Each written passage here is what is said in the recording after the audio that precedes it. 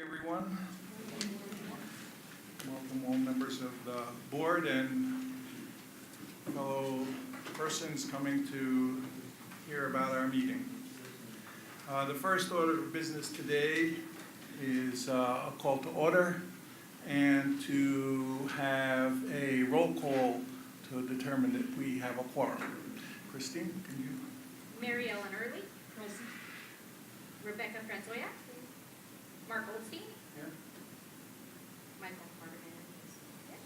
Dr. Lewis. Present. Judy McKeever. Present. Dr. Romero. Morning, President. Vice President Wagner. Present. And President Roth. Present. Seeing that we have a quorum, we will proceed. I have a statement to read about the Open Meetings Act. Public comment will be allowed on agenda items as those items are taken up by the board during the meeting. Under the Open Meetings Act, the board may not take any action on items raised by public comment that are not on the agenda, other than to decide whether to schedule that item for a future meeting.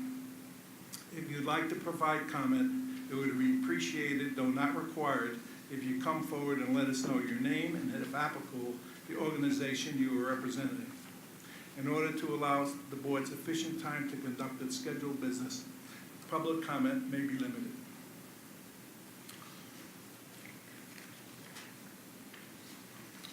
The next item on the agenda is approval of the June 24th teleconference meeting minutes, and I'll turn that over to my Vice President, Tom Wagner. All right, the minutes were mailed out, you should have a set of them in your packet, and I would Microphone on. ask for vote. I move to approve. Yes, thank you. I second. Second. And I Okay, abstain. Wait, we have any public comment on the minutes as they are presented? Who seconded that? I do. And then I abstained because I wasn't present. Oh, okay. Sorry, thanks. Seeing that there's no public comment, we will have a vote. Stephanie, could you call out the? Mary Ellen Early. Approved. Rebecca Franzoya. Mark Goldstein. Dr. Lewis. Aye. Michael Hardiman is absent. Judy McKeever. Approve. Dr. Romero. Abstain. Vice President Wagner. aye. And President Roth. Abstain.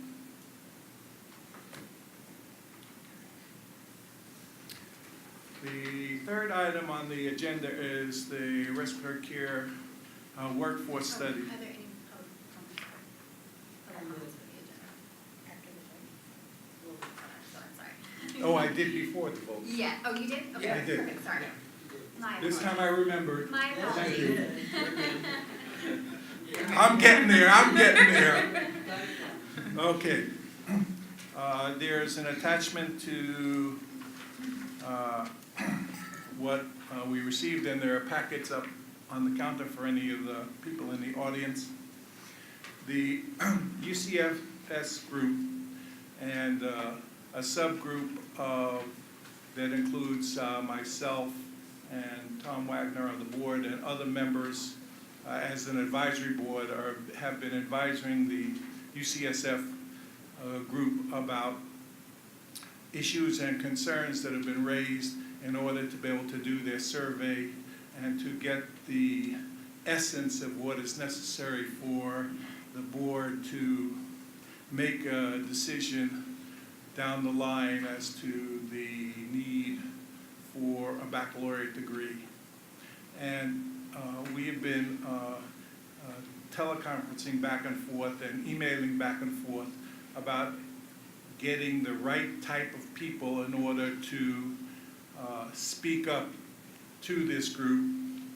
This includes both directors and managers of respiratory care, educators, and people involved in education within the hospitals, and groups of staff therapists and other interested persons in focus groups to be able to ask particular questions relative to this language and in particular about the skill sets that are thought to be necessary for a therapist in order to be able to work and what skills may be necessary to move on in an advancement of a degree for respiratory care.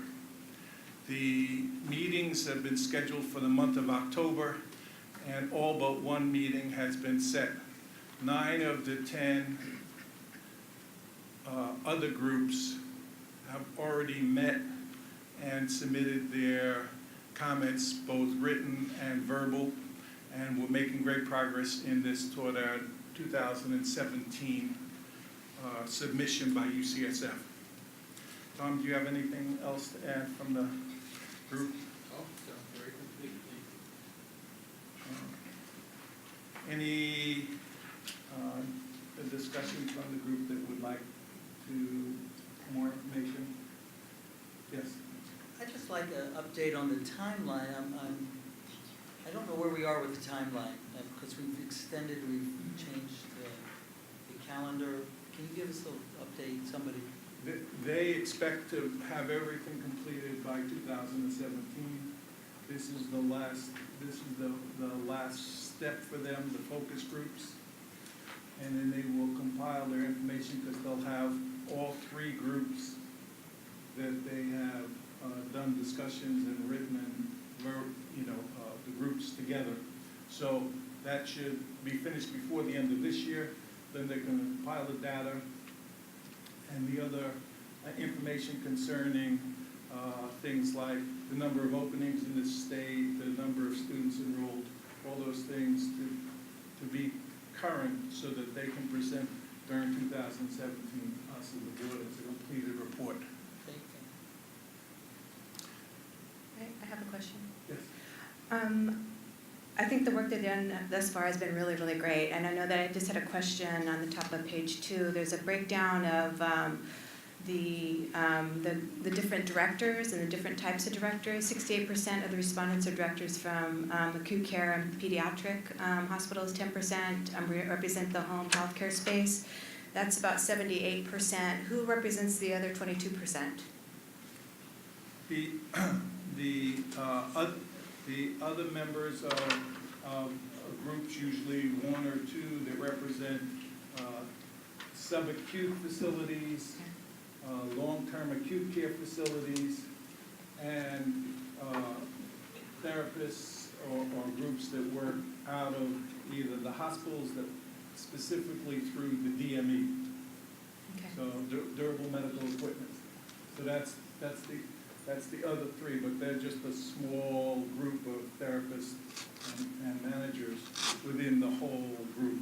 Okay, because I know that, I was just curious to know, because it was, the 22% was not indicated, and I was just curious, because I know that there's a lot of care being done in outpatient, the care clinics, so I was just wondering if there could be, Currently, the care clinics are under the umbrella of Okay. the inpatient hospital. Okay, The physician has to be an inpatient physician, unless someone is working directly doing diagnostics in a physician's office. mhm. But acute care stuff even as an outpatient, has to come through the hospital and the physician attached to the hospital in the hospital. Okay, thank you. Any comment from the persons in the audience or any discussion they would like to add to this or any questions they have relative to this interim summary?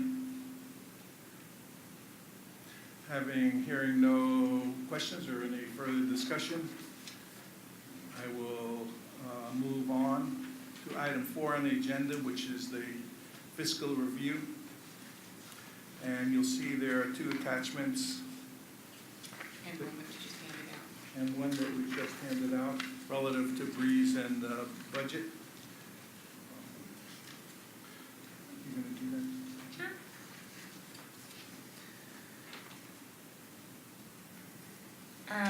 Okay, so looking at the fiscal review, you can see that our our projected revenues and expenditures are quite a bit off. There are some one-time costs in those expenditures, so that's not an ongoing figure generally speaking. While we did have our revenues and expenditures balanced a couple of years back, there are things that are just going up that are outside our control. A lot of just general expenses have gone up, salaries, benefits, etc. After the big pay cuts that were imposed by Governor Schwarzenegger. We were able to sustain a lot, plus we also reduced AG expenditures and investigative expenditures, and there's really not a lot of other places to cut. Breeze did, you'll see in this sheet that was just passed out, Breeze did cost quite a bit more than what we had initially anticipated. There were all kinds of different issues that had arisen. I would like to say, from my perspective, it had a lot to do with the contractor. Was not really pleased with the product that they were producing, and so DCA stepped in and cleaned it up and made it so that the system could be rolled out. And we were in the first rollout. Our staff loves Breeze. It has so much additional functionality. And we were able to get this sheet that does show that it finally does start to decline and starts going down to a maintenance cost level. So the good news is we're not going to have to maintain the ongoing cost of $200,000, but we do need to try to cover the ongoing costs as well as those one-time costs, because they did kind of hit us hard. So moving on to the next agenda item, if I kind of can cross over here, that is why we're proposing a fee increase. And we're only allowed to do 10% at a time, and so we're only asking for $20, which will sustain our budget out a couple of years. And then next year we can come back and revisit this and see if another fee increase is necessary. And I'm happy to discuss or take questions or comment. We also have some DCA representatives here that are happy to speak to it as well. The first thing I would like to say is from people that I speak to as therapists, they love the fact of the breeze and the ease of which they can renew their licenses and the speed in which, therefore, they can get their licenses back. And I also have to say that even for the people who delay themselves a little bit and don't listen and follow up, they don't fall behind and fall into being outside of the pale relative to being within their scope of time. I also like to say that it was very important for Stephanie and I and the budget people had a meeting yesterday, and it was very informative, as you can see on this sheet, to actually have an explanation of the costs of Breeze and what it meant to have this large increase in costs as the program was developed and as it was rolled out. And I think it's very important, as Stephanie has just said, that once this 5-year period ends, that we'll be able to more closely budget for stabilization and maintenance over the next 5 years after that in a level that we can sustain. I think that that's very important. The other issue which I think is important to understand is that the budget is set for, relative to revenue, for essentially a flat number of applications and renewals. If you remember last year when initiated the new rules, we had a drop in applications. Moving forward, we're putting it at a fairly even, straight across the board number as the students who graduate and take their exam and pass their exam. So, and taking into account the level of seniors that are within the field of respiratory to potentially make up for the ones that may retire. Can we talk about the thing about active and inactive? I think that's important too. You want to say comments just about Breeze, or you want to go into other areas and then that one together? Well, first the fiscal review, and then we'll do about comments about the fiscal area, because we'll do that, fiscal and Breeze together. I have one question, it's more curiosity than anything. Under fund condition, it says reimbursements, and it's always $144. What is that? Because I see it on both pages. It's actually $144,000, and that Oh, comes thank from, that comes from citation and fine, cost recovery, probation monitoring costs. And we're, And I'm kind of glad you pointed that out, because there was a time where our average was 240,000. So that's just something to pay note to when you were doing disciplinary decisions. If we don't get costs, it does cut into those reimbursements. so these are payments that weren't made, or, That we receive. okay, all right. Thank you, Fine, citation, Right. disciplinary. thank you. Yes? Under Office of Administrative Hearings, I see 2014 was essentially 44,516, projecting 100,000 for 16, 17. Mm-hmm. It's more than a doubling of what is occurring. And it was strange blip in Division of Investigation, where it jumped up essentially $80,000 for this year, projecting only $8,000 for the following year. Well, we'll start with Division of Investigation. They're on kind of a different payment plan. It's a 2-year rollover, so it's work that was done 2 years ago that we get billed for in that year. The 78,000 represents, I believe it was 6 investigative cases. We rarely send anything to them, so that number can really fluctuate. This year we have 0, so it should stay kind of at a low amount for a couple of years here.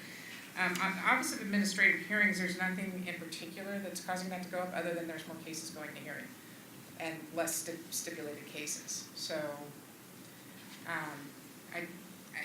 I can't explain the reason for that, other than maybe it's the type of case, or it could be that if you guys are rejecting stipulations and it's going to hearing, that might be happening. I haven't noticed that as a trend.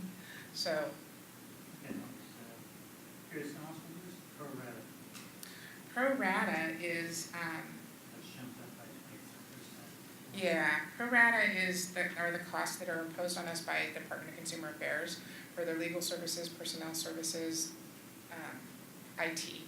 I don't know if Janice wants to speak more to it or not, but that is where these costs come from. Okay, those were my only questions on the expenditures. Seem to, the administrative hearings, definitely, I thought that was pretty much addressed by in-house addressing these issues and having the charge of this offense, get this fine. It is, it's just that when it goes to a hearing, there's a lot of costs in there. Well, I think the confusion is that we have attorney general cases, those are the STIPs, and then if they decide that they don't accept it, they go to ALJ, which is the Office of Administrative Hearings, right? Correct. And I have not seen any cases come through that are proposed decisions. We just don't see them, which is kind of unusual to see that amount, because I haven't seen any proposed decisions come through. They're all STIPs. Am I wrong? We had one last meeting.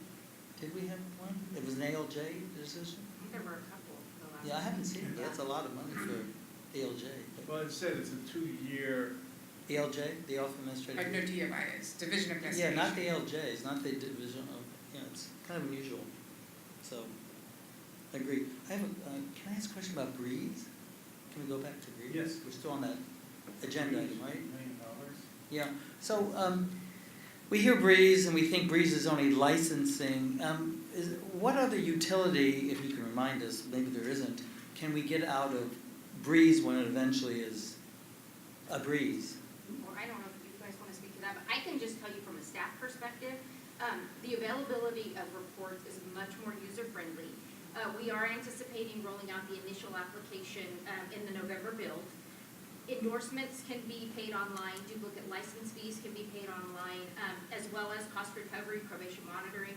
there is a lot of online functionality that makes it nice for the stakeholders, but at the same time, there is a lot of functionality that assists staff in like workflow as far as reminders, things along those lines, or just the transferring of cases or applications or files from staff person to staff person.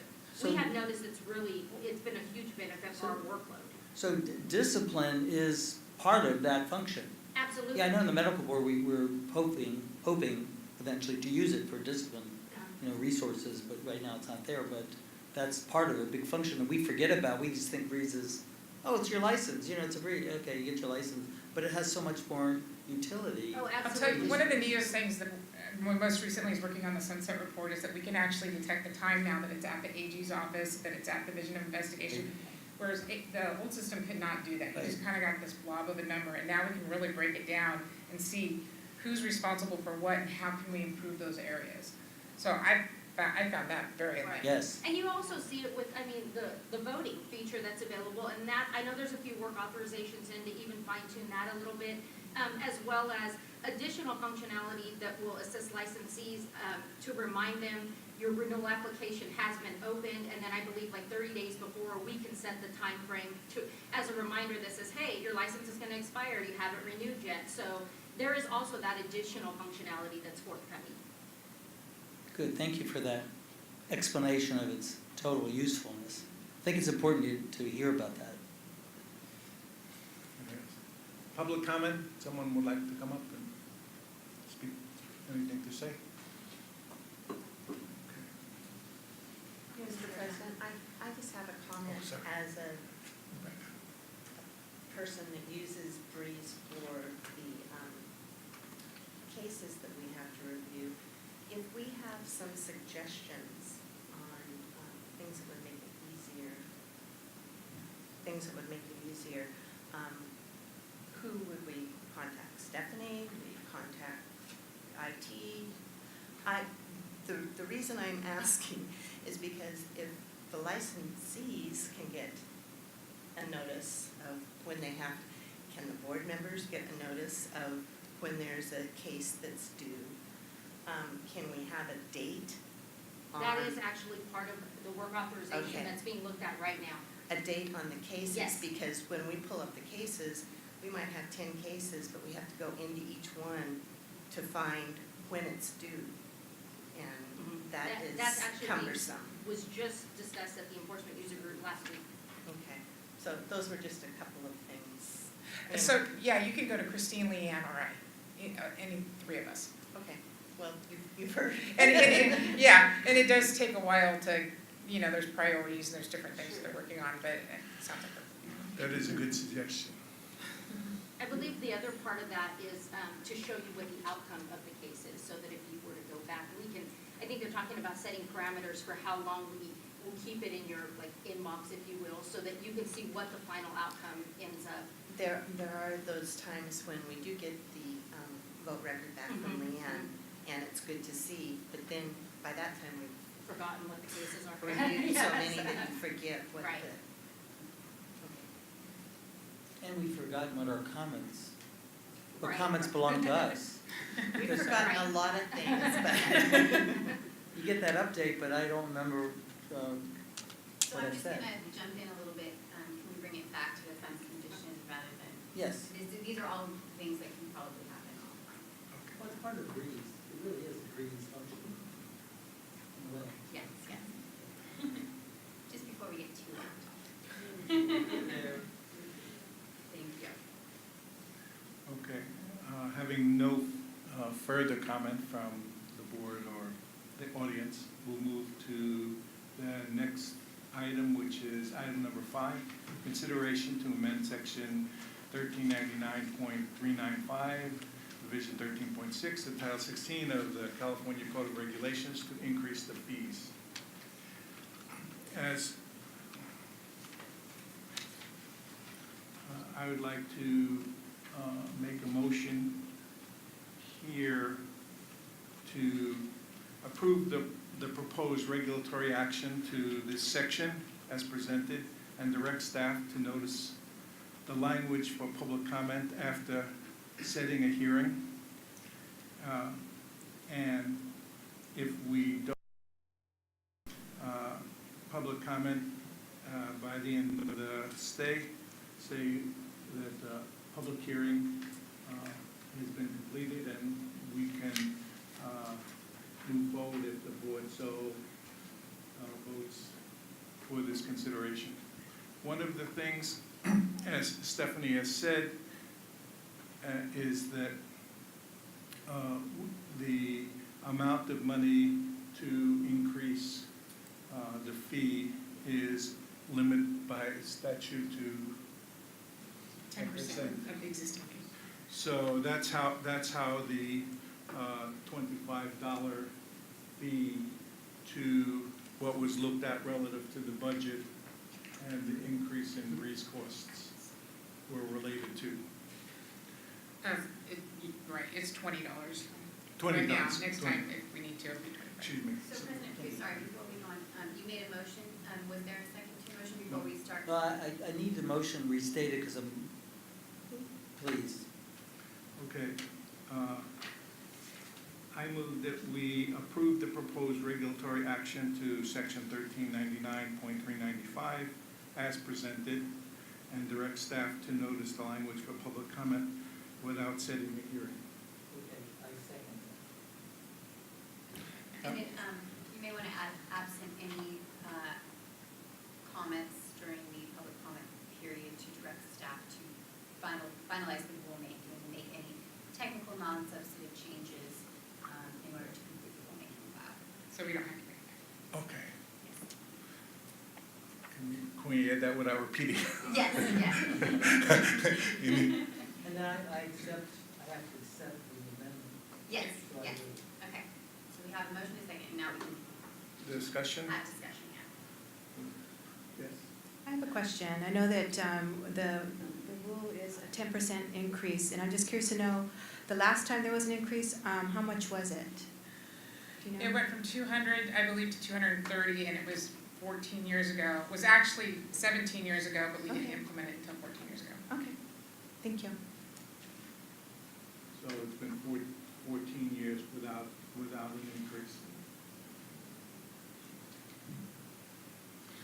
Just a comment, I noticed that California is the most expensive license in the United States. For respiratory care practitioners, Yes.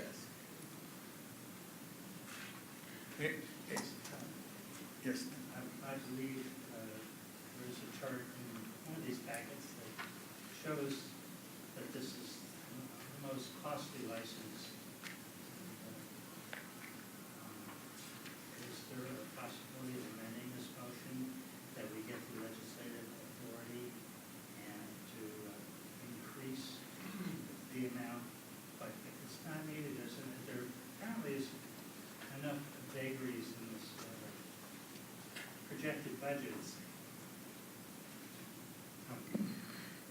Apparently there's enough vagaries in the projected budgets that it would be nice to not implement that $20 if not needed. But it would be great to have the statutory authority set forth. And there's a couple items that seem to be, that are out of our control. And that's, I would rather see that the fees don't go up if these things that are not in control don't happen. you are in luck, Mr. Goldstein, because we have a code, subdivision K of 3775, which allows us to reduce the fees at any time. Or we don't have to implement anything. Right, but we So- need the statutory authority, so I support it. The other Thank you. bit of information that sets apart the Respiratory Care Board from other boards in other states is that no monies from the state to run the board. It has to be self-sufficient, correct? I don't, for us, Yeah. yes. Yes, so that is why the fee structure is as it is versus other states that don't have all these costs associated and may be picked up by general funding from the legislature or the particular division, the medical board, et cetera, under which respiratory care is in the individual states. Yeah. The other comment I will make is that we've seen clearly what was presented relative to Breeze of the dramatic increase in those costs over these 4 years, and that a large part of that statutory increase that we're doing relates to that specific cost. I mean, there are other, as you said, there are other costs that may be going up, but in determining a point to be able to be fiscally balanced, the increase reflects mostly on what is relative to Breeze that we know of. The others are obviously estimates and potentially increases, but we know what the increase in the costs to Breeze over the next 8 years, at least.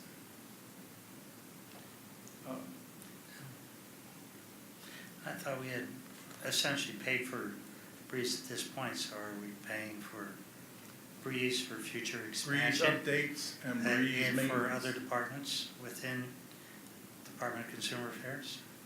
No, we're not paying for them. What happened, one of the caveats or the things that happened during this whole process is that the third rollout got removed from the project. So all of the costs were no longer shared with the third rollout and it had to be redesigned. And I think that's where a lot of the costs came from. Okay.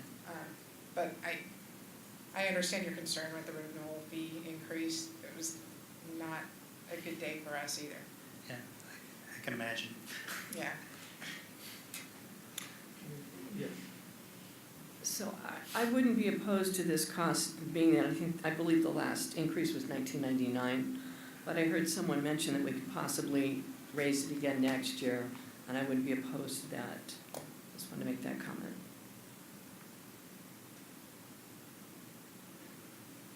The only thing that will, obviously, as fiscally as we move forward, in order to be able to balance and have the required amount of reserve that's necessary for the board to run, it could be revisited, as early as next year. But as your colleague has mentioned, Mark, there are costs there that are shown that potentially will be a rate increase, but we don't know for sure yet. But we do know the Breeze costs, so that's what this raise in fee is for. Again, it's not, the motion is not to set in a stage of increases, just this current increase, but with the idea that we may need to have to revisit this at a future date, depending on keeping our budgetary fiscal responsibility intact in order to be able to run the board. Is that a little clearer? No, I understand the motion. I was just commenting. You want to add? Any public comment from persons in the audience? If I see none, will you have a roll call for a vote, please? Sure. Mary Ellen Early. Rebecca Franzoya. Mark Goldstein. Aye. Dr. Lewis. Aye. Judy McKeever. Aye. Dr. Romero. Aye. Vice President Wagner. Aye. And President Ross. Aye.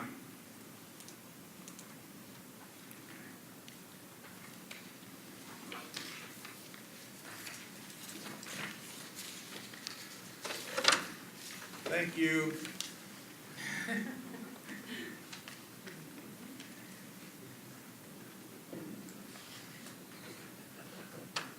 The sixth item on the agenda today is the sunset review update, and I will have Stephanie provide that for us. Okay, so I'm still working on the sunset report. I'm near finished. It should be out to the executive committee for review in the next probably 2 weeks. And then we're gonna have it printed by our department. They have a very awesome print shop, really. And it is due to the legislature on December 1st. To which Alan and or Tom will accompany me to those hearings in front of the legislature. I don't expect any big issues. Our biggest one is the fee increase, which we're already handling, so I don't know if that's going to be a concern for them. Our numbers look good. And that is it, yeah. Comments, concerns? Our last sunset was 2 or 3? 4 years ago?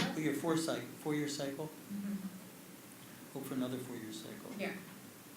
And We usually have a relatively low key, especially when We we're do. going up against other boards that might have bigger issues. And we have been very successful meeting a lot of the goals that we set in Yeah. the strategic plan, 4 years ago. Which many of them came from the sunset review. Yes. We have a very good cycle going right now. We're gonna do So- another strategic plan after this sunset, Alan's mentioned, so. So that sort of eases the way somewhat. Yes. I just had a question. The fee increase that we just approved, when does it go into effect? It would be next July. Oh, thank you. Any public comment about the sunset review? Having no public comment, I will move on to item number 7, which is the enforcement performance measures and statistics. In your packet is item number 7, and it explains some information relative to the board and the statistics. And I would like to point out that for the first time, we met our formal discipline measure. The Attorney General's office has stepped up their efforts in fiscal year 15-16. The time cases spent by the OAG dropped to 309 days. Go ahead.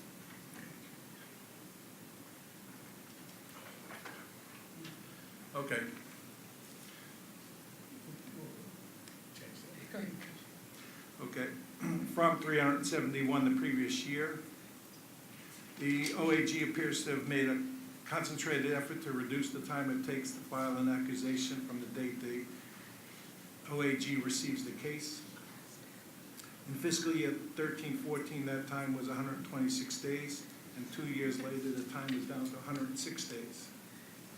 The AG also reduced its time drastically in the area of filing of stipulations after an accusation was filed with an average of 240 days in previous years, down to an average of 181 days during the most recent year, fiscal year 15-16. The other information on here that relates to, as you can see, about citations and fines, and here Mark, where's about the amount of fines and how much was collected relative to the assessments. It's on the bottom of 139, on the second page on the bottom. So that's another point that I would like to make, that there were years in the past where our assessment of our fines and our collection was variable, and now we seem to have made a dramatic increase in the collection basis for the fines. So that's one of the items relative to the budget. And on the third page, it's basically all the different enforcement activities that have come before the board and have been resolved through other areas through the board. And, I think that it's important to note the number of cases to which we have been doing and how fast and how good we're doing and what we're doing relative to stipulations and having cases come before us and resolving them quickly, as quickly as we can when it comes to us. So I think it's a positive report, and you know, I think that as we move forward, those numbers will only get better as we improve our disciplinary processes. Yes? Cost recovery to GCA on the page, looks like $253,000 ordered, only $63,000 left. An explanation? Yeah. A couple $100,000 difference, essentially. That has always been the case with cost recovery. Primarily because there's people that are revoked, who you're never gonna see again, and we do send them to collection. However, sometimes it's hard to collect them, and in the past, we had just started a collection, using a collection agency in, I think, 2008, and so we were able to take 20 years worth of cases and go after and collect outstanding costs, so that number was a little bit higher there for that reason too. We still do get costs from from collection agency, but they're a lot lower now. And the revoked people, I don't know how you really can get that money if they're not gonna give it to you. The other thing is that when there are costs and there are fees that are paid in probationary time over 3 years, over time, you're just saying what you've collected, not necessarily what the total fine was over the period of the 3 years. So you don't put the figure in of the 3 years because you haven't yet collected that money. So it's what you actually have gotten in your hand over the period of the person who's been on probation or fined, etc.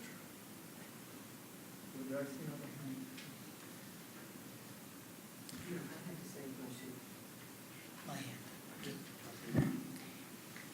I see in the number of revocations, it's for the fiscal year, 22 revocations and 14 on probation with suspension, is that right?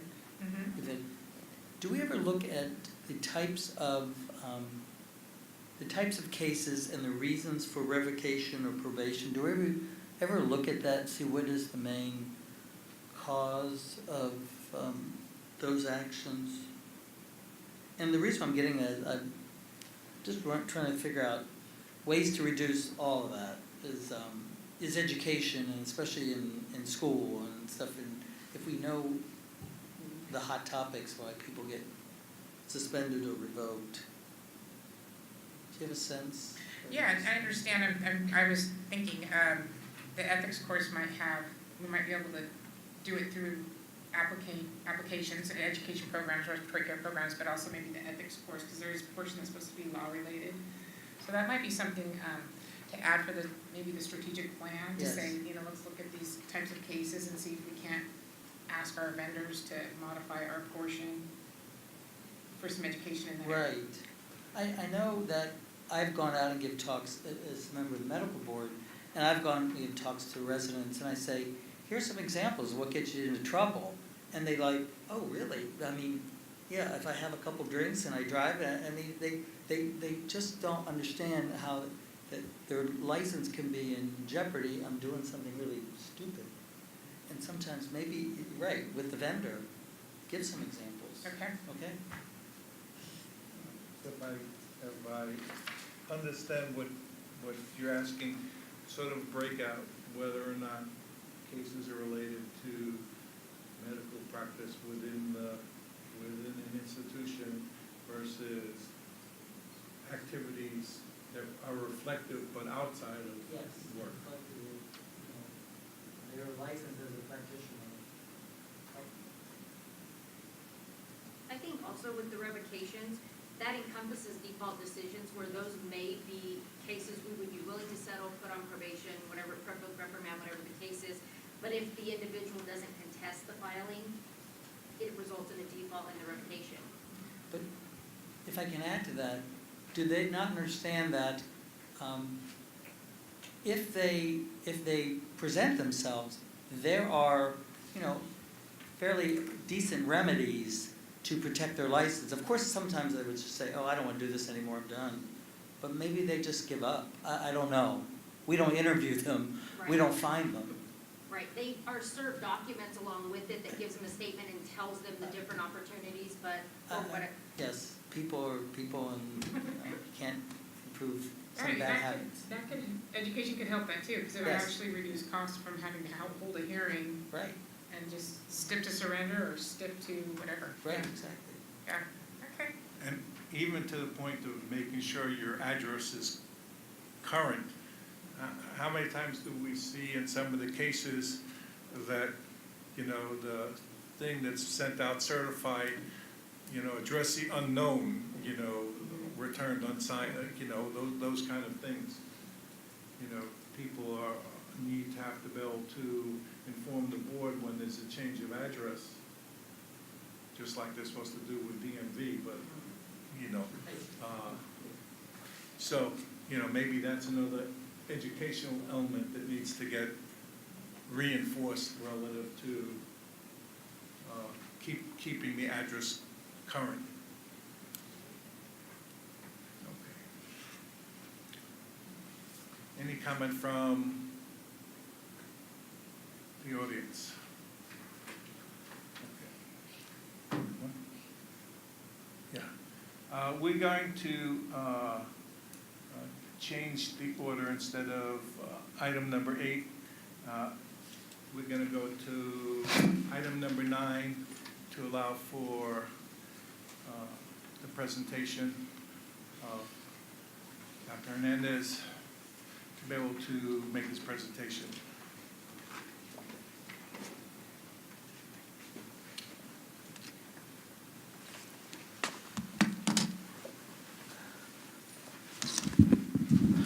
Ray Hernandez. I'm here on behalf of the California Society for Respiratory Care, wearing 2 hats. One is the Professional Advancement Committee Chair, and then the other half is the Ethics Course Program Coordinator. President Roth and Respiratory Care Board members, thank you for allowing this opportunity to speak with you and to present the request that we actually presented at the last teleconference meeting on June 24th. And that request was to look at the current course that's being offered in the cycle and request to add some pertinent information that's really come available just in the last few years with the advancement of the profession of respiratory care, and we thought it was very, very important not to wait for the next cycle for the ethics course. So when I came before the board in the teleconference last June, we had an outline of what we were asking to present, and that outline had approximately 4 different areas. And it was looking at what our national professional organization did, the AARC, American Association for Respiratory Care, in 2015, in terms of the task force that they moved forward kind of in 3 different areas.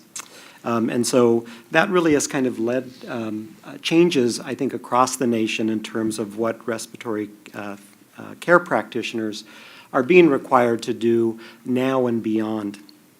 The other piece was what I think the state of California has done and the Respiratory Care Board has done in response to many different factors, certainly for Californians in the state, but looking at what is being done across the nation. So we wanted to look at the minimum credential needed for licensure here in the state of California, and then the CEU requirements, and then to talk about the visioning about what minimal formal education standards are and where they're going.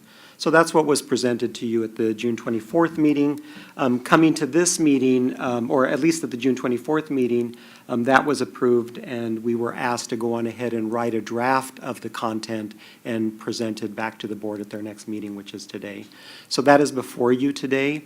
You probably had a chance to read the content, and originally we had wanted to infuse the content throughout the current course. But what we found is in writing the course content, it actually flowed very well, and what we'd like to do is put this as a module to the current content. And so that's what you have before you, okay? And so that's where we're at, and certainly would love to hear your feedback, comments. I have a comment. I appreciate the effort relative to making this course both current and making it not a knowledge base, as we've been talking about, that therapists in the state of California understand their responsibilities as a respiratory care practitioner. One of the questions I have, though, is you've presented the content, and so that will be done as lecture and as slides for those that do it online? Yes, it would be integrated into both. In terms of the online part, it would be another added module probably at the end of the course itself. Okay, and then for the online piece, we'd go on ahead and add some slides, which I didn't make, but I can add those so that you can take a look at them. But then that content would also be infused. And I think at least for the live course, in looking at these pieces, there are certain places where they can go, so we'd probably chunk it out into those pieces. But we would give this module, as you see it, as content that we could discuss, but then they could take away with them in the live course. Will there also be questions relative to the examination, you know, for the competency relative to the continuing education be added to from this? And if the board would like that, we certainly can add those. Currently, there are 30 questions that are part of the course. If the board deems that this content and testing on this content is important, then we would add those questions. And of course, then would send it back to the board for their review. Well, I would just like to point out, I guess I didn't really understand what you were submitting. I didn't realize this was the actual course content. I thought you were going to provide additional information. So looking at it in that light, I'm not finding the relevancy or the benefit to make people, licensees that are doing continuing education, to read about why they have to do continuing education and why the numbers increased, especially including a chart that our board would not want, I don't believe would want published in a course that we require. And that would be the chart that has the list of CE hours and the license fees, especially with the increase coming. That would, I don't know why anyone would be okay with that. And I understand that. You know, as you look at the content here, it really is framing where the profession is going in terms of the professional organizations and looking at the commitments that respiratory care practitioners need to follow. And I work with the education portion and speak to students coming through programs. I speak to practitioners and managers across the Bay Area in the areas that I support, and then across the state. And as we look at these things constantly, students are asking, well, and practitioners, well, why do I have to do more professional development? Why do I have to do that on a regular basis?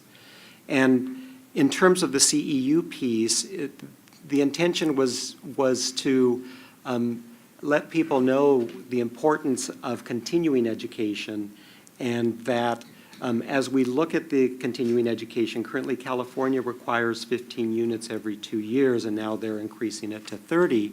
That's really an important component, but even beyond that, talking about the types of continuing education. And often from managers and often from practitioners, those who are engaged in the process, we see that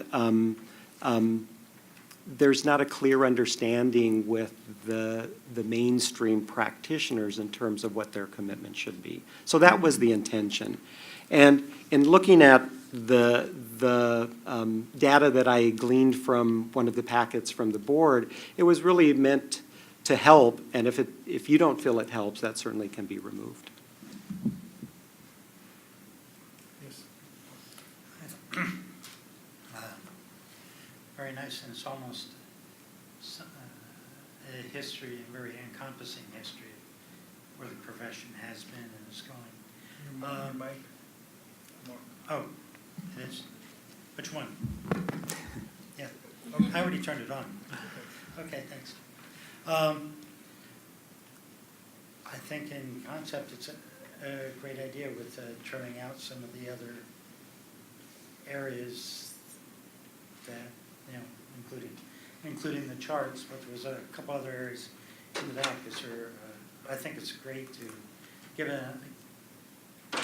force every therapist in a way to have a vision of the future so that they're not upset and as things progress. I think it's integral. That's sad. I think I'd like to see a little bit finer tool before I would totally approve it. I agree, and I definitely agree with it in concept. I have a question, Ray. Has anyone approached the state colleges as far as baccalaureate programs like San Francisco State or any of the other state colleges? It seems for some reason they don't want anything to do with respiratory care practitioners, and I don't understand that because we're part of the healthcare system. The other thing is, since we only have 3 right now, including my alma mater, Skyline, I'm concerned there won't be enough programs to get people through. A lot of people want to do it, but they can't, and I think we should encourage state institutions to include this. And the other thing that I just wanted to comment on is that our employers need to understand that if we're going to get a BS degree, then we should be paid more, just like the nurses are. And it seems to be like you're either an RT1 or RT2, depending on experience, and there's not much difference in pay. And they don't care if you have an AS, if you have no degree, if you have a BS or a master's, the pay is the same. So I think respiratory care practitioners need some incentive who are currently in practice to get better education, because it's going to cost them money. Thank you, Ray. Thank you. Did you want me to respond just a little bit to those? Okay. So in terms of and when you say the state colleges, you're talking about 4-year universities, right? So past a 2-year college. And I think that the legislature has tried to address it with, one of the things we talk about is the pilot baccalaureate degrees at the community college level. Because the reality, the public system is not able to meet the needs of 4-year degrees and the workforce. So that's number one. And so I think that, from that perspective, I think that the legislature is really forcing our public education system to be creative and look at ways to meet that. In terms of the connection, I do know we're having conversations with the pilot degree that's happening right now at Skyline College and San Francisco State. And so now they're starting to see what they need to do to meet needs. Having said that, career technical education programs have been expensive. And so public systems, the 4-year universities, have not been willing to take on that expense. And why should they when they're already established at 2-year systems and to allow the baccalaureates to happen? So that's one response to that piece. I completely 100% agree with you in terms of employers and practitioners understanding, again, their commitment and why this piece was written in the visioning of, if we want to have parity with nurses, which is often the conversation, I think practitioners don't understand what needs to happen in that. And one basic element is the formal educational standard. That's one perfect element to talk about across the nation and how practitioners are classified as technician versus practitioners, or professionals, I should say. May I add, and then I'll get, that one of the benefits of the pilot program for the 2 programs for respiratory care is that as a building block of those programs, that the requirement of the transferability of making sure that the people in the AS program have enough general education and specified education in order to transfer. So someone potentially now will have the transferability if there isn't a BS program for respiratory to transfer to a state school in order to continue their education and get a baccalaureate degree there. Whereas in the particular institution before at Modesto Junior College, they had a separate graduation which were MJC specific, but not transferability to the senior school. That is included in the pilot programs, the 2 colleges that are there. And I think that the success of those programs will prompt other community colleges. There are 122 community colleges within the state. That success of these 2 respiratory programs could blossom relative to the ability to expand respiratory care education into other community colleges. The other thing one of the things that I would like to see added in the education is the information relative to the NBRC and making a differentiating understanding that a credential from the NBRC needs to be kept current because now there's a 5-year expiration date and they need to be part of the NBRC and maintain the CCC program in order to keep their credential. Because if perchance they don't keep up with the 5 years, they will lose their credential and potentially will lose the ability to have a license.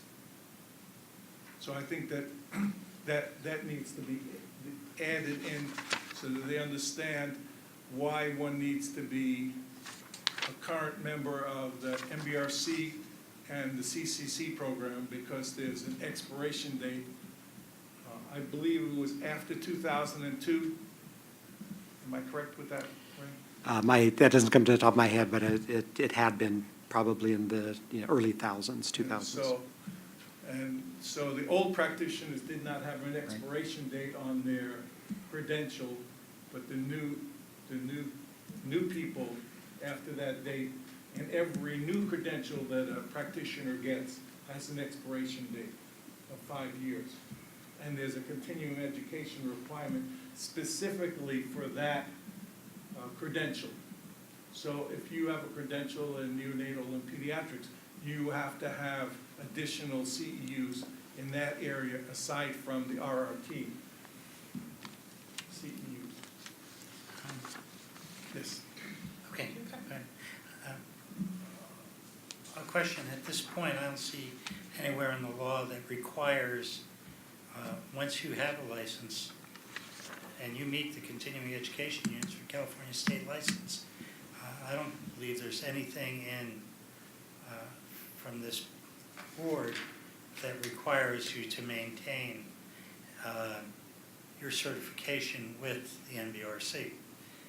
And I don't know if that's even legal, and I don't even know if that's legally possible, because that would be setting up an institution external to the state of California as far as setting up a criteria. That's, I'm sorry, but that's my understanding, which I could be very wrong. Okay. I just want to take it back to the reason we developed this course. It was to try to attack enforcement issues. So it's called the, hopefully I get it right, Professional Ethics and Law. And it's because we wanted to teach people of what they needed to, what was right and wrong in the professional arena of ethics, as well as our law to reduce enforcement. The initial intent was not to promote what we are doing as a board or current affairs. It was more to talk about, if you drink and drive, if you do these things, this is what's going to happen. So I'm just wondering, I think this is all a good idea to get people more engaged, but I don't know that it's part of this course. I'm wondering if it should maybe be a different course. And I'm just putting that on the table. Hi, so Kelsey Pruden, Legal Counsel. And so I'm a little bit more concerned. I have a couple questions, and I apologize because I don't have the technical knowledge and experience, and I've never sat in one of these courses. But I do feel that as your legal counsel, I want to make sure that we are adhering to what the statute requires for this course. So I did want to ask, because you did say that you were going to add this in to the course as it already stands. And so I wanted to see, the requirement is that it be at least 3 hours, 2 hours dedicated to professional ethics and 1 to California law. I see tangentially how the CE requirement could fit into the California law aspect. Now, are you going to would you be extending hours, or would this be sort of placed into this 3-hour course? And if so, where do you see the other 2 aspects fitting in under either California law or the professional ethics aspect? So I think in terms of just the number of words, if we look at the online and try to time it out, I think we're looking at probably 30 minutes on average addition to the course. Okay, so it's not necessarily. Right, it's not replacing. It's not going to either one of those, the professional ethics or California law. It is something sort of separate. The new cycle is going to happen, I think, beginning 2018, Stephanie, right? So our intent was to add it as a module, at least for right now, and then coming into the next cycle, we would integrate it into all the requirements that are coming out in the new piece. Right now, if we look at the course itself, there is a professional understanding piece that really looks at the different organizations and regulatory bodies that come together to support respiratory care practitioners in the work they do. So that's one element of this piece, and really looking at the visioning and how these organizations are coming together to do those pieces. We can integrate it into the course so that it's part of that. Our intention really was, if we looked at the live course, there are already the content areas in there, and we would briefly talk about them, and they would get this piece to take home. So it would be an addendum to all the materials that they would have. Okay. So in terms of the live course, it would still remain 3 hours. We wouldn't spend so much time on this that we would not be able to meet the elements of the other components of what's required. Okay. For the online piece, it would probably be an addition. Some people can read this in 10 minutes, right? Others might take up to 30 or 40 minutes. So I'm thinking the average is maybe 20 to 30 minutes it would add to the course. So the current course stands at a little over 3 hours in terms of the timing. This would add yet another module. We probably would time that module anywhere from 10 to 20 minutes in length. Okay. And then, so would you consider this to be a separate segment of that? Right, and if you look at the front, the title of that would be professional advancement. So I gave a title to consider, professional advancement for respiratory care practitioners in California, and that could be the module with the title, okay. If this board approves something like that. Okay. So then as a segment, it needs to include a narrative or discussion, a scenario, and at least 1 question. Okay. For each question, there must be between 3 and 6 possible responses with only 1 correct answer. Okay. Now the board, again, if this is on top of the requirement, I guess one way to interpret that is that it doesn't necessarily have to have that because all the other elements are met. But that would be something that the board would need to consider, is that if it is a separate segment, that is what each segment requires. So I think if he's going to time it and require somebody to read it, then it needs to be, meet all these requirements. Right. Because you meet all the other standards, but if it is going to be a separate segment, we do have in statute what is required for segments, and that means that it has to include a narrative, discussion, scenario, and at least 1 question. For each question, there must be between 3 and 6 possible responses with only 1 correct answer, yada, yada, yada. So. because it doesn't sound to me like it can fold into the, other than perhaps the CE one. But again, I don't have all the knowledge, but that's just my interpretation of it, Yeah. in assisting the board. So, can I make a motion that we request that the revision of the class be brought back to the board when it's been updated and completed for our review and approval? I second that. Is that? That is a motion that you can make, yes. Yes. Did you make the motion or can you? I was asking if I could make that He's motion. asking first You're and then. asking one of us to make the motion. No, I was asking the legal if that's the correct. Okay. So you have a couple different ways to do it if you want me to talk about that. So you do have to approve each change that's made to the course, so each revision. So we could treat it as, this is revision 1, but in order to get full compliance, there are some other aspects that you want. So you could make the motion very, very specific to that. Or you could make the motion that we ask that when it is complete and we can look at all of the revisions as one package, do it that way. So those are, I think, your two, yes. Can you also make a statement that when it's more finalized, that we bring it back here? Yeah, so that would be one of the That's- ways to do it, is that you could that's- want to see all of the revisions Before we vote. before you vote. You do have to approve each and every revision.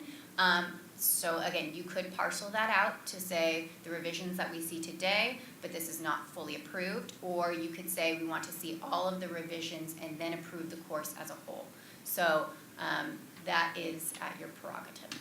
And I'm going to so move that we see all the revisions as a whole before we put it to a vote by this board. And I put a second on that. the Well, other we one had you a, didn't we had a, make. we had a question You didn't- motion. You didn't make it. And Said if you would like, for the record, Alan, would you like to rescind your I will rescind possible my motion? motion. And Judy, your possible second, you would rescind? Okay. So we have a motion on the floor in a second. All right. So I'll take it back to Alan. Okay, Mary Oh, Ellen? can we have discussion and public comment first, in case there is any? Any further discussion from the board members? I would like to see this chart removed from the course. Does the board have any issue with that, or do you want to keep it in? I think the chart's going to be eliminated. It's not part of the focusing, it's just part of the history. Okay, great. Okay. I don't have a problem with the CE analysis. I mean, I think it's important to see that California is lacking in some of their requirements. The first chart? Yeah. Yeah, Um, this So- chart appears to be, Personally, I don't have a problem with that, but other members may, so. Could the chart be reconfigured just to be able to put the renewal period and the CE hours without the, we have the C right here. I think that's what she's saying. Right. Oh, these are licensed therapists, yeah. you know, to be able to take out the renewal fee, the fees section, you know, that you can leave in the number of licensees, the renewal period. Just so the board members know, that chart actually came from us. I don't know if you recall that. So they didn't go and put the fees in there. They're using a chart that we prepared, and I added the fees merely as a way of, since I'm contacting all these boards, I want to make sure that I get other information. So it really was irrelevant at the time. It was just interesting data. Okay. So I will, and so, I will make a motion that. There's already a motion. So, Motion is done. yeah, the motion's already done. So what can happen is that what I would suggest is make notes on that, you know, you can definitely voice your concerns and opinions for what you want to see in the final revision, but you're not gonna vote on it now, Right. nor are you really gonna direct that it be done. But you can definitely make those suggestions, and then when it comes back before you, make yourself a note that you don't want to see that chart, and that if it's in Okay. there, you can vote however you want at that time. So that, yes, just so we don't start voting on something. Or- One other suggestion, Ray, Mr. Hernandez, on page 9. I really like the way you outline the different baccalaureate programs on the East Coast as well as what we've done here in California. And I was just wondering if there might be a possibility that third paragraph down, it says, as a result of these discussions, you talk about online degree completion programs.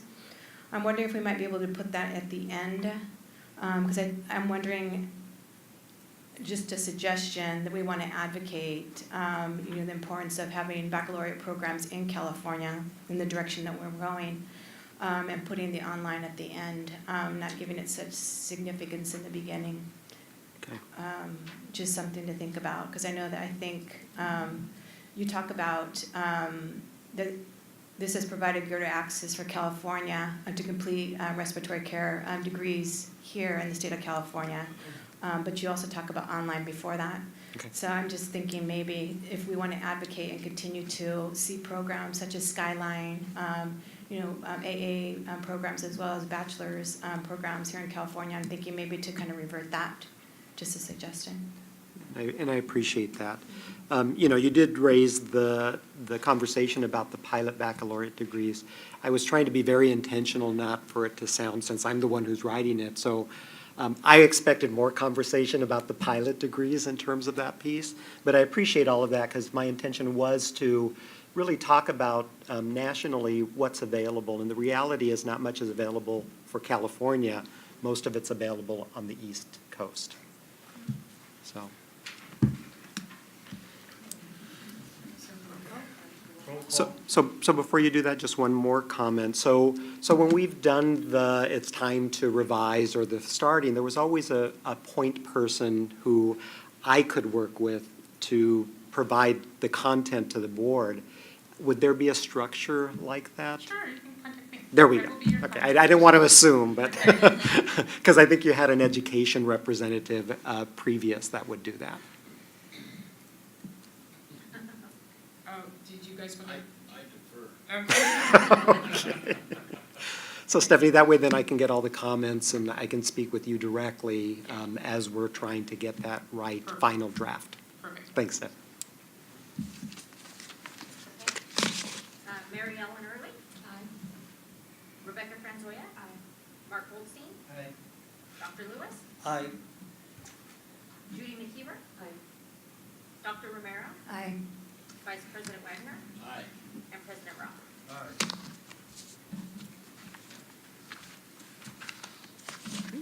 Thank you. Thank you very much, appreciate it. So I'll get in contact with you, Stephanie. Excellent. I'll be away next week, but the following week. Okay. When is the next board meeting? We're not sure, we're counting Okay. today. Probably March. Okay, great, Somewhere thanks a around lot. there. Give or take a month. Okay. And then just one more comment. In terms of the course revisions in the next cycle, is that coming onto a board meeting agenda before that comes out? I don't know. Okay. It will have to, Good, yeah. good. I just So wanted to voice that, just so, okay, good. Because we'll we're getting probably close. get something in the email first. I don't Okay. know that it'll probably come out to a board meeting in October, Okay. next October. And then beginning of the year, you'll get information on, it needs to be revised in the next 11 months. Excellent. All right, thanks a lot. Thank you. We need to take a break, 5 minutes.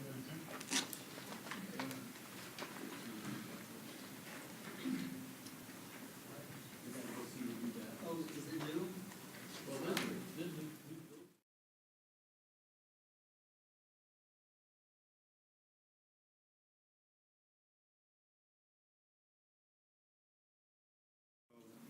Return to the meeting, and item number 8, the legislative update. Christine, will you?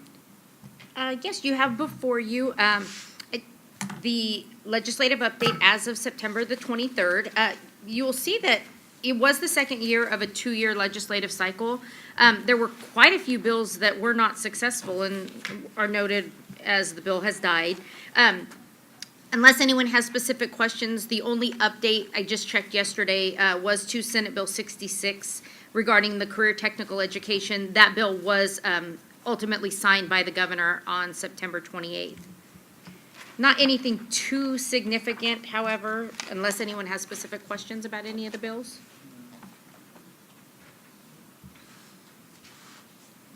In the packet is the HR 2948.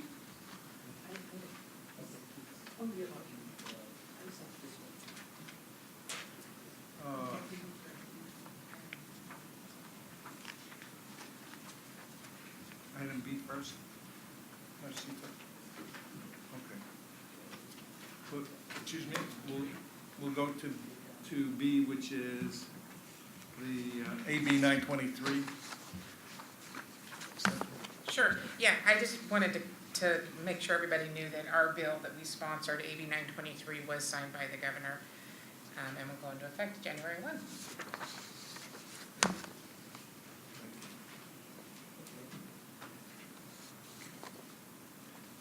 A question about HR 2948, which is Medicare telehealth.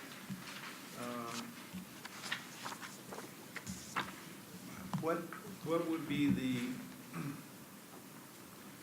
our basis for consideration? I mean, as a board, is that sending a letter to the congressional district? Correct. You know, the congressional. Correct, to the author indicating the board's support as they move forward in the process.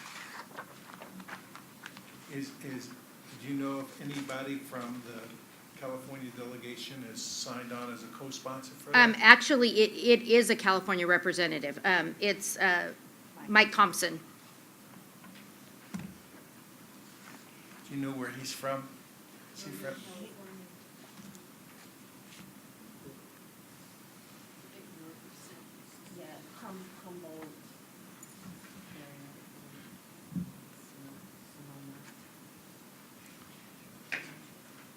Any discussion about this matter? Have you had an opportunity to be able to look at the bill? Personally, I think it is a move forward for inclusion relative to respiratory care. There have been some things in the literature of late about access to care, particularly about compliance of medication in pediatric patients and doing face-to-face things with those patients to keep them out of the hospital and out of the emergency room by increasing their compliance by this type of care, particularly when the access to the physician is not close, particularly in the rural areas. So I would think it's an important consideration and would like us to consider moving forward and sending a letter. So I'd like to make a motion to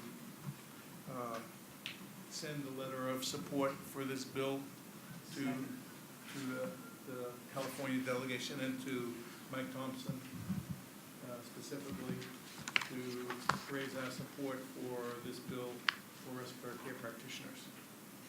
Second by Mark. Discussion? Yes. Your letter is going to state that you support the expansion under Medicare or that you support telehealth programs? What is your letter going to So it would, Excuse me. So generally, it would be that you support the bill as a whole. If there were aspects of the bill that you were not interested in or you would do support unless amended, you could call out specific aspects, but taking the position on the bill as a whole. I have, not having read the bill, and I don't know if, Alan, you've read the bill? Yes. Okay. I get a little concerned when we start to give a blanket approval to a bill that has lots of other things in it. And I would much prefer that a support be customized for our profession, your profession of respiratory care and expansion, and not say, I support telehealth, because some of the people just don't support it. So I would like to focus the support letter.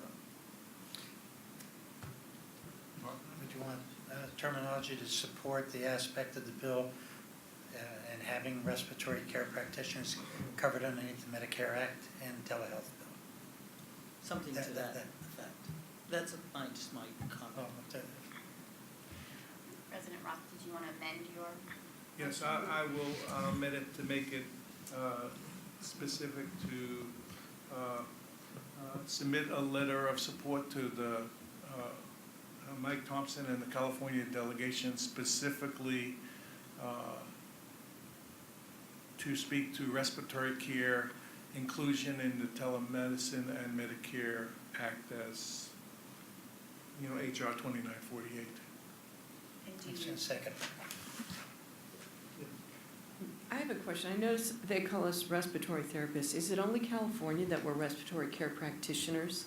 Because I would really love to see the wording changed in that if possible. That's from the Department of Labor designation as a, they're not going to change that. Okay, thank you. Do we know where this bill stands right now? I mean, it was initially introduced in 2015. I mean, where is it as far as progress through?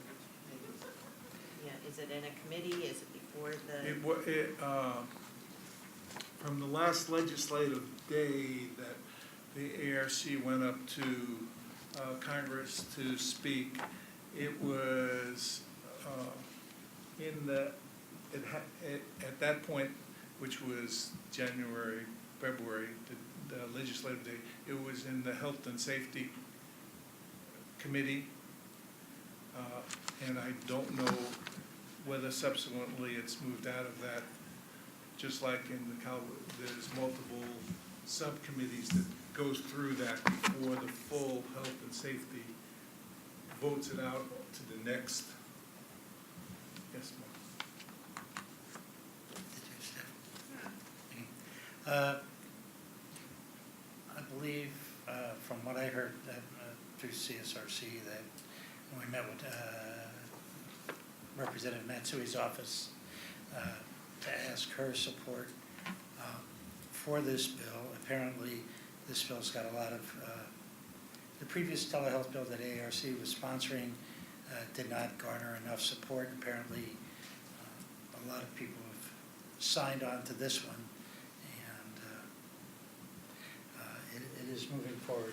There were approximately 4 or 5 telehealth bills that had different authors, but apparently this is the one that's that is to go through the gate. And that's what I've heard, which is. So it is still active, I guess, that's my. Yes. I just wanted to voice a concern. I think I'm a little bit more in agreement with Dr. Lewis about providing general support, because as an individual who has had experience in my family dealing with issues like diabetes, hospice care, and home dialysis, this for me is difficult because it's just something, especially when you're really impacting certain populations.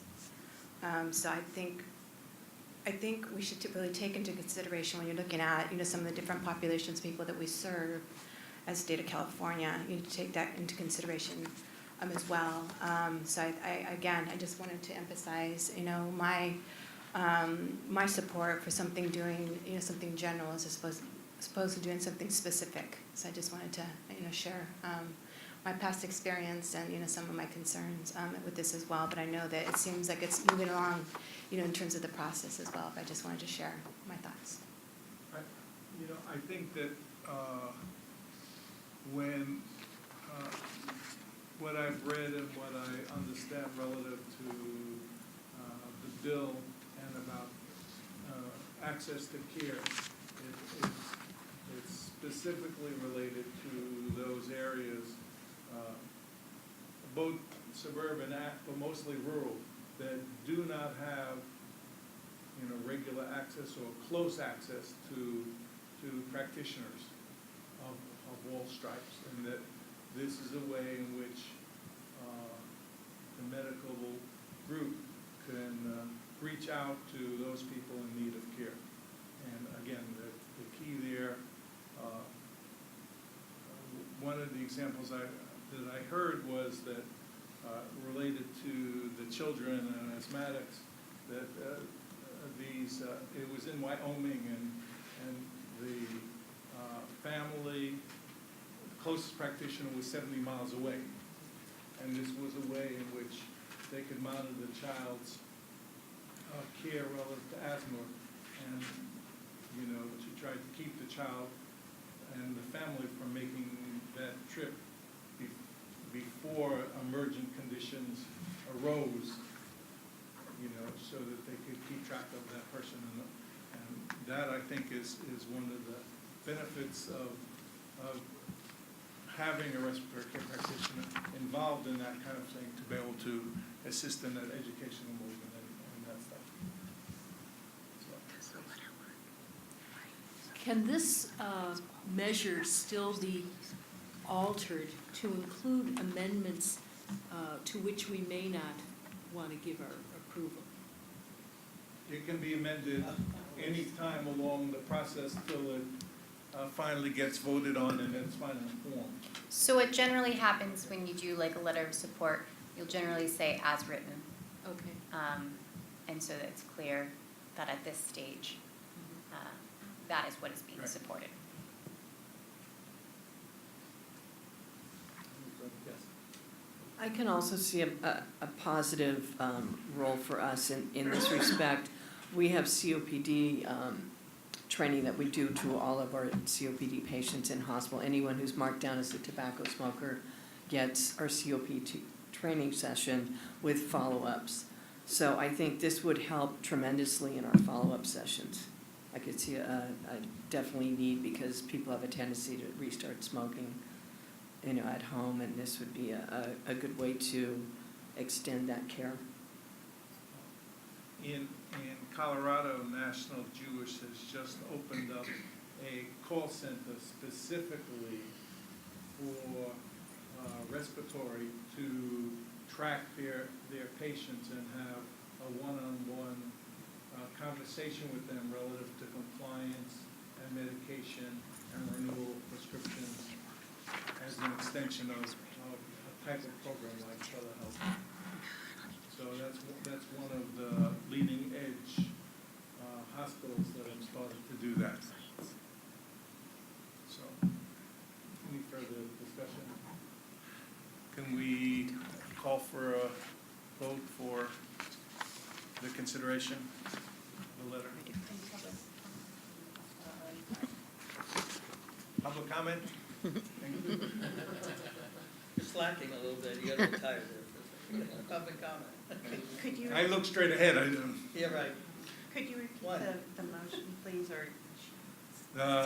The motion is to send the letter of support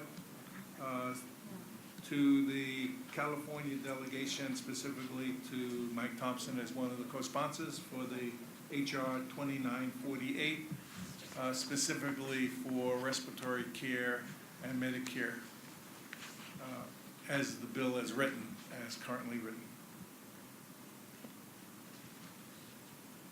Ready We for, still have the second from Mark. okay. Mary Ellen Early, Aye. Rebecca Franzoya, Aye. Mark Goldstein, Yes. Dr. Lewis, Aye. Judy McKeever, Dr. Romero, Abstain. Vice President Wagner, Aye. and President Roth. Aye. now move on to item number 10, which is the election of officers.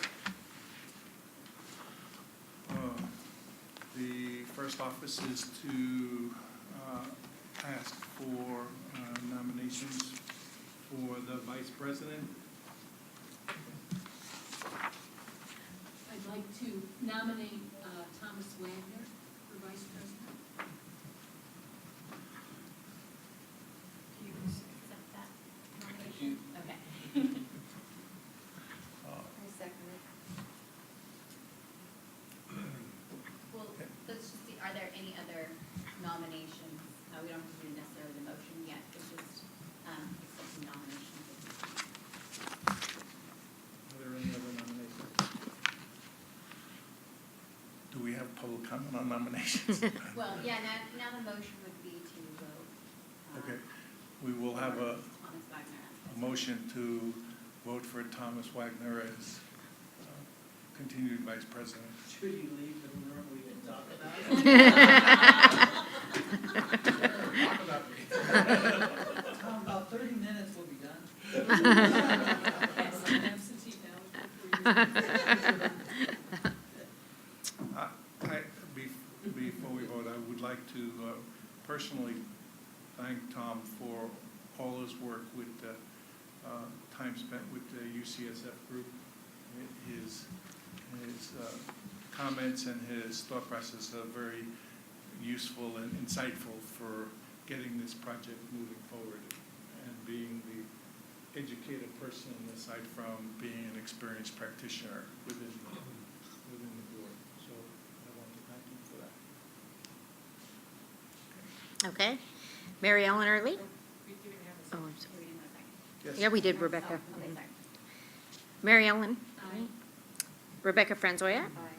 Mark Goldstein? Aye. Dr. Lewis? Aye. Judy McKeever?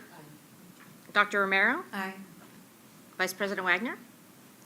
And President Roth? Aye. Now we'll open up for the office of president for nominations. I'd like to nominate Alan Roth for the office of president of the Respiratory Care Board. I second. Do you accept that nomination? Yes, I do. Discussion? Public comment? See, I got it in this time. Family comments, anybody? And his picture's all over the place, too. Is this an advertisement for, I didn't think of that, I was just wanting to share, because it's kind of exciting. Just as about 3 months ago, the ARC asked, for want of a better term, old-timers to speak about how the profession has changed and to give insight for the people who are new graduates to understand the history of respiratory care and where it's come from. And so they asked me, among other people, to write and then speak to the history of the profession from a personal standpoint, and that's what was ended up published in September. this piece here? Yeah. Okay, you went to New England Republic, China, Russia, Cambodia, and Congo. And your private bachelor's in the 1970s.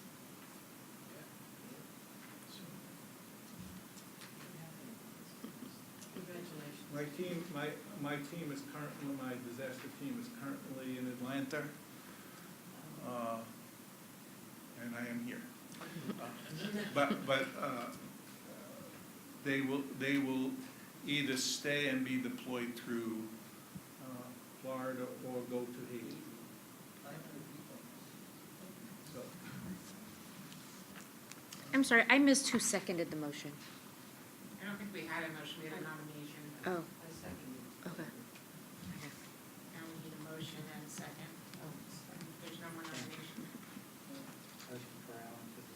I did. Mhm. Oh, Second. Mark, and, Okay. Mary Ellen Early? Aye. Rebecca Franzoya? Aye. Mark Goldstein? Aye. Dr. Lewis? Aye. Judy McKeever? Dr. Romero, Aye. Vice President Wagner, Aye. and President Roth. Aye. And before we move on to the next item, I want to make a personal comment to both Stephanie, to you, and the rest of the staff that really helped me a lot to understand the workings of the board and the legislature and everything else. And I appreciate those meetings, and I appreciate the guidance that you all give me to make this a very functional board. So, thank you. You're welcome. Okay, the next item on the agenda is number 11 for the calendar year of 2017 to look for about the meetings.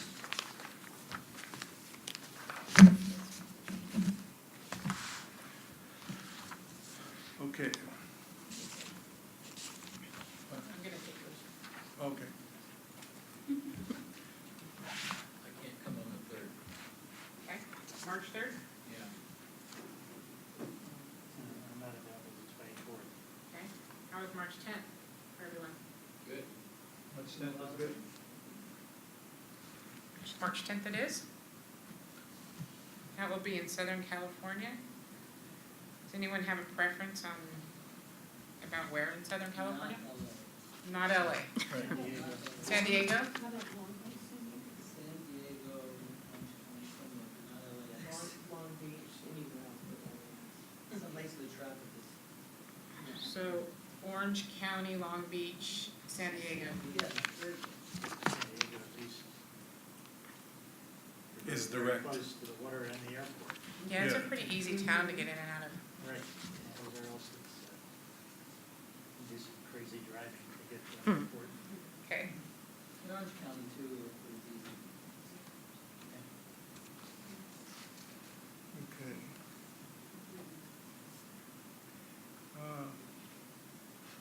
For the second meeting in June, which is up here up north, It'll probably be a teleconference unless there's enough information to require face-to-face. And then, yes, it would be up north, both the June and October would be in Sacramento. do people know the schedule for June, that there is any week that's available for? 16th is not good for me, but 23rd to 30th is good.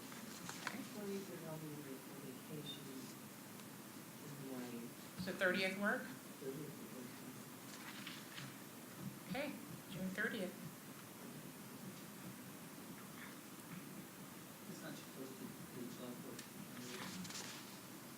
Hmm. Okay.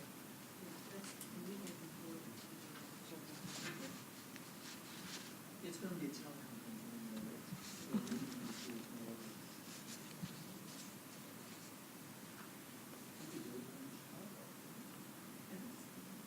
Okay.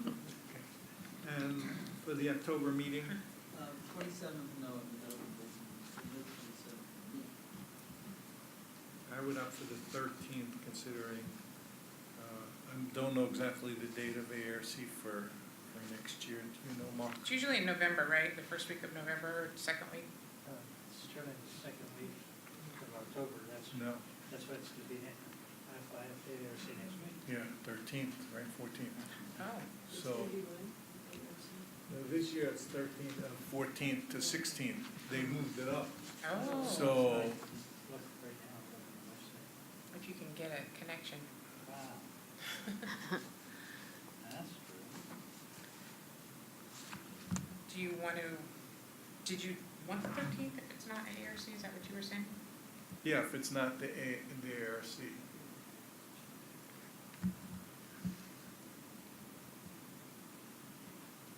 Strangely It's enough, not I don't moving. have a Verizon signal in here.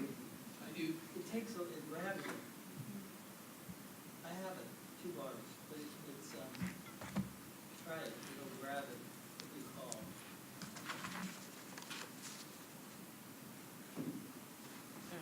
Maybe we can do the 13th with the backup date, so we have 2 dates that are open. 13th, I guess, 20th. Can we do the 13th with the backup as the 20th? Sure. Sure, it won't work. Okay, is that good for everyone? Okay.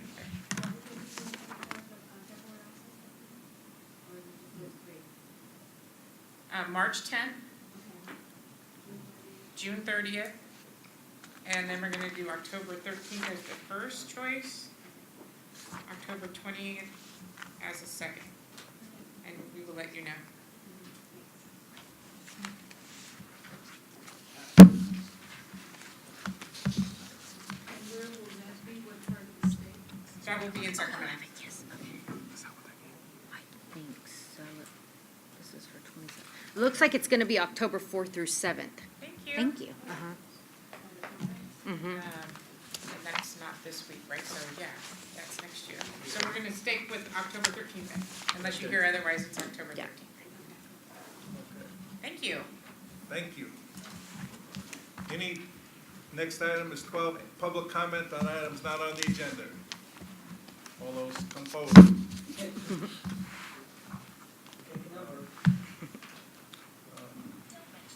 Oh, don't mix. Surrey's okay with it. Okay, sorry about that. Number 13, items for the future to put on the next meeting on March 10th. Is there any discussion from board members of any item that you think we should include on the next board meeting that you know now? Any comment from anyone in the public of any agenda items for consideration for the next board meeting in March 10th? Do you think we'll have a finalization of the workforce study by that time, or? Very close to, we should. So, we'll get updates, and if Yeah, I would hope they would have it done by that date.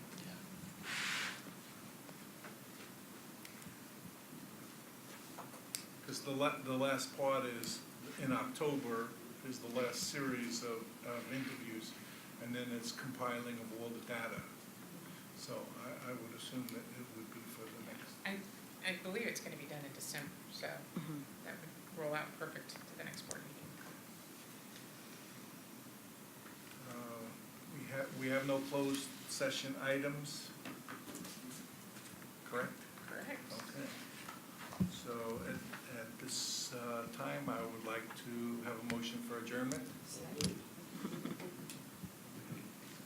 Thank you, everyone.